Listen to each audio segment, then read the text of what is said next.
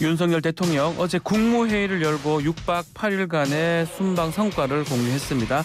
하지만 순방 중 겹친 국내 폭우 피해, 또 김건희 여사 명품숍 방문 논란이 커지면서 순방 성과가 묻혔다는 해석도 나오고 있습니다.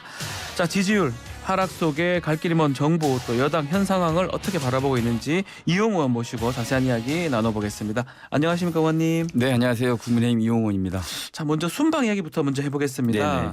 6박 8일 유럽 순방 마치고 귀국을 했는데 특히 나토 정상회의 2년 연속 참석을 한 겁니다. 네네. 상당히 좀 바쁘게 일정을 보내고 돌아왔는데 전반적으로 순방 일정 어떻게 보셨습니까? 네, 이번 대통령 순방 6박 8일이라는 빠듯한 시간을 좀 보내신 것 같고요. 네.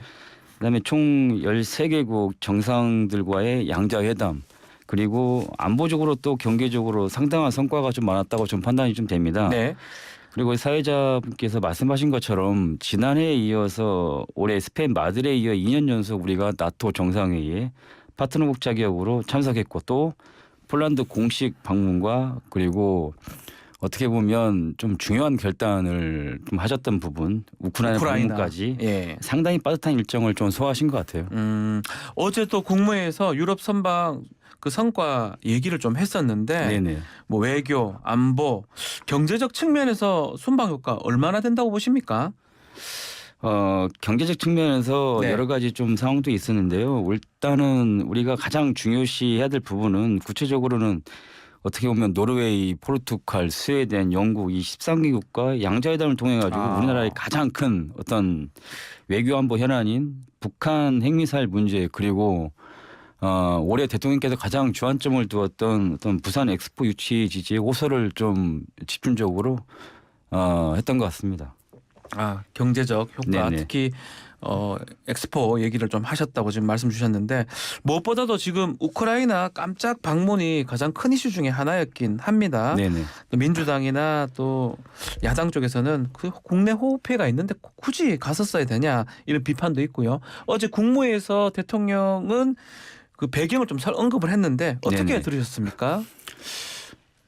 저는 가장 이 기억에 남는 어떤 대목 중 하나가 네. 이런 말을 좀 대통령이 하셨던 부분이 있는 것 같아요.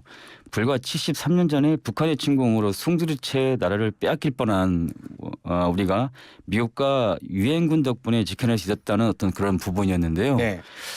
이제는 우리가 국제사회의 일원으로서 역할을 충분히 다 할 수 있을 거라고 저는 판단이 됩니다. 우크라이나의 어떤 자유와 평화를 위해서 힘써야 할 부분이 있다고 분명히 좀 생각이 좀 들고요. 네. 그런데 지금 현재 전쟁 국가 이런 곳 방문 일정이 외부의 기밀이 어떤 붙여졌지만은 철저한 계획을 통해서 저는 이루어졌다고 봐요. 그 이유가 뭐냐면은 대통령께서 73년 전에 어떤 북한의 침공 이런 것들을 얘기하는 것들은 단순한 어떤 우리 일시적으로 어떤 조급한 일정이 아니라 미리 사전에 준비했다는 것들을 이런 대목으로서 알 수 있는 것 같습니다. 사전에 좀 계획이 됐을 것이다, 이렇게 네네. 예상을 하시는 거군요. 네네. 그렇기 때문에 좀 뭐 비피해 있다 하더라도 국내로 다시 오는 게 좀 쉽지 않았다, 이렇게 보시는 건가요? 저도 이제 그런 측면에서 여러 가지 많이 좀 생각도 해보고 어떤 자료를 통해서 좀 봤을 때는 어찌됐건 그 양국의 어떤 그런 외교적인 부분에는 전적으로 우리가 좀 해야 될 부분은 지키고 좀 가야 될 부분이어서 네. 그거는 어떤 이제 폭우 피해는 좀 불가피한 좀 상황이지 않았을까라는 좀 판단이 있습니다. 이 순방 성과 좀 네네. 얘기를 좀 하긴 했지만 논란이 되는 게 이제 김건희 여사 명품숍 갔던 거, 이게 지금 좀 논란이 되면서 성과가 좀 묻힌 거 아니냐, 이런 평가도 나옵니다. 네네. 어떻게 보셨습니까? 앞으로 또 큰 영향을 줄까요? 지금은 이제 그 양당 서로 원내대표가 이 재난에 있어서 서로가 쟁점 상황보다는 이제 수해 복구에 집중을 하자. 그래서 서로 이제 양당 원내대표께서 여야 이제 합동해서 TF를 구성하자라는 말까지 좀 나왔었고요. 그다음에 말씀하신 것처럼 대통령상 행보 이런 것들 논란을 좀 만들어서 어떻게 보면 확대하고 재생산해서 어떻게 보면 정쟁화시키겠다는 어떤 좀 민주당의 좀 잘못된 좀 인식이 어떻게 보면 우리 대통령의 순방에 큰 이제 걸림돌이 됐던 부분인 것 같아요. 그런데 당연히 어떤 여사 행보도 그냥 짜여진 행보는 전혀 아니라고 좀 판단이 되는데, 예. 우리가 다시 한번 있던 리투아니아라는 나라를 우리가 좀 알고 보면은 여사의 행보가 이렇구나라고 다시 한번 인식이 좀 될 수 있는 부분이, 예. 리투아니아라는 나라는 인구가 총 250만이라는 어떤 작은 국가예요. 예. 근데 이 리투아니아라는 나라는 이 경제고 막 큰 산업이 바로 이 섬유 패션이라는 점입니다.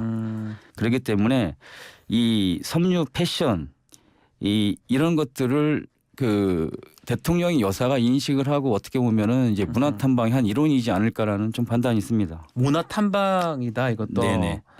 그 유상범 의원도 비슷한 얘기를 하긴 했던 것 같아요. 네. 이 대통령 부인의 행보가 네. 리투아니아 언론에 젊고 패션 감각 있는 셀럽으로 인식된다. 이것도 하나의 외교 행보다. 이렇게 얘기했는데 그렇게 생각하시는 겁니까? 아, 저는 좀 다른 생각인데 그게 네. 단순히 어떤 이 패션의 셀럽이라는 말은 유상범 어떤 수석 대변인의 어떤 네. 개인적인 판단이나 개인적인 어떤 소견이 말이 아닌 것 같습니다. 이제 네. 현지 언론에서 그렇게 얘기한 부분을 그렇게 이제 국민들이나 시청자분들께 전달하는 어떤 그런 과정인지 개인의 생각은 절대 아니라고 좀 판단됩니다. 그러면 이것도 외교 행보다 그 부분은 좀 동의를 하시는 겁니까?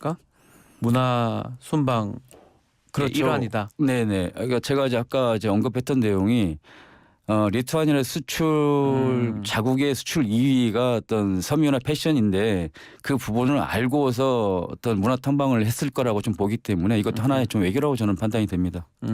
또 지금 민주당의 또 한 뭐 소속인데요. 김 여사 에코백 속에 샤넬백 이렇게 얘기를 하다가 이게 네. 또 사실과 다르다 입장이 네. 번복된 일이 있었습니다. 네네. 박대출 정책위 의장은 가짜 뉴스다라고 네네. 하면서 또 이렇게 비판을 하는 모양새였는데 의원님은 어떻게 보셨습니까? 저는 좀 안타깝게 좀 생각을 했는데요. 예. 그게 뭐냐면요. 그 얘기가 처음 나온 얘기가 민주당의 어떤 청년 정치인으로부터 나왔습니다. 네. 이 청년 정치인은 굉장히 당의 올바른 얘기 좀 쓴소리를 해야 될 입장이거든요. 네. 이런 정쟁화된 어떤 이슈를 가지고 이렇게 얘기한다는 것은 저는 올바른 정치가 아니라고 좀 판단이 되고요. 그다음에 가장 저도 놀란 점이 하나가 좀 있습니다. 어떤 겁니까?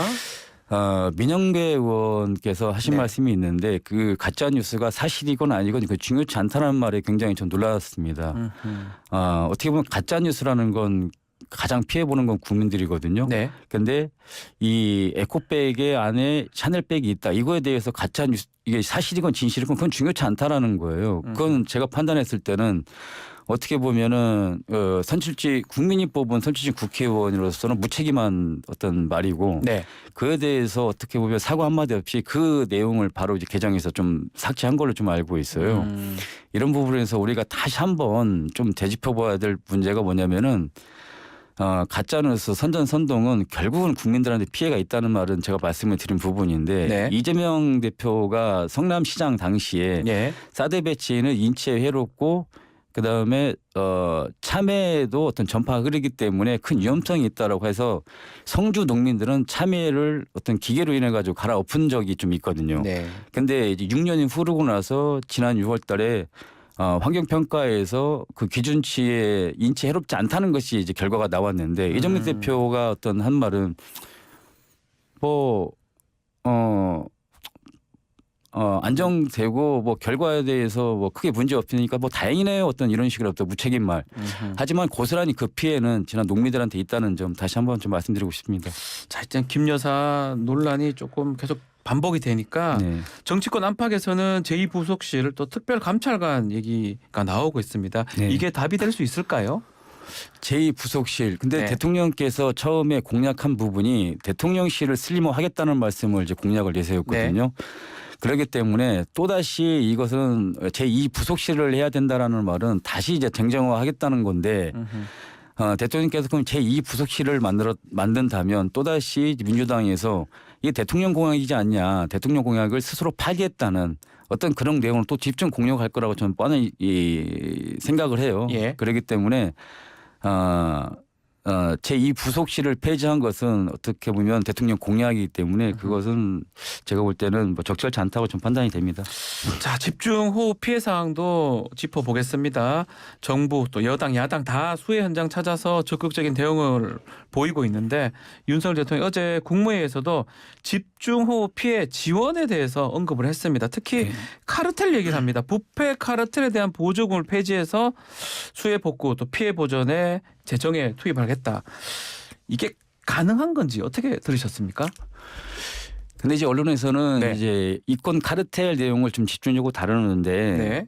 우리가 대통령께서 어제 하신 말씀을 다시 한번 되짚어 보면은 어떤 얘기냐면 우리가 국민 세금을 걷는 이유가 이러한 재난 상황에 쓰라고 한 것이다 아하. 하면서 국민들 어려움에 처해 있을 때 우리 국민 눈물을 닦아드리는데 적극 사용해야 한다라고 좀 말씀을 하셨고요. 그리고 이제 그 끝에 카르텔한 지적 부분은 가용재원 마련 방안을 다양하게 이야기한 것 중에 그중에 하나다? 하나입니다. 예, 그렇기 때문에 그리고 어제 뉴스를 보니까 이 정부에서 태양광 비리 등 150명 수사 의뢰했고 또 예. 681억 원을 환수 추진을 하겠다 이런 말까지 했기 때문에 어떤 국고 보조금에 대해서 우리가 좀 명확하게 다시 한번 짚어볼 계기가 되지 않을까 싶습니다.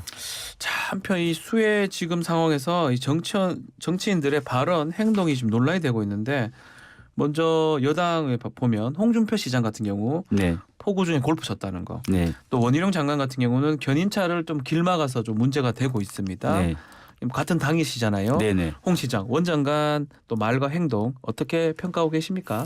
뭐 일단 홍준표 시장의 얘기는 그냥 단도직입 얘기하면 좀 적절치 않다라고 적절치 않다. 예. 저는 좀 판단이 들고요. 왜 그러냐면 홍준표 시장의 말은 좀 저는 타당성과 일리성은 있다고 좀 생각을 해요. 네네. 자, 홍준표 시장은 일요일 날 어떤 자유 시간에 공무 수행하는 것도 아니고 뭐 테니스를 치고 아니면 등산하는 것은 되지만은 골프 치는 것은 왜 안 되냐?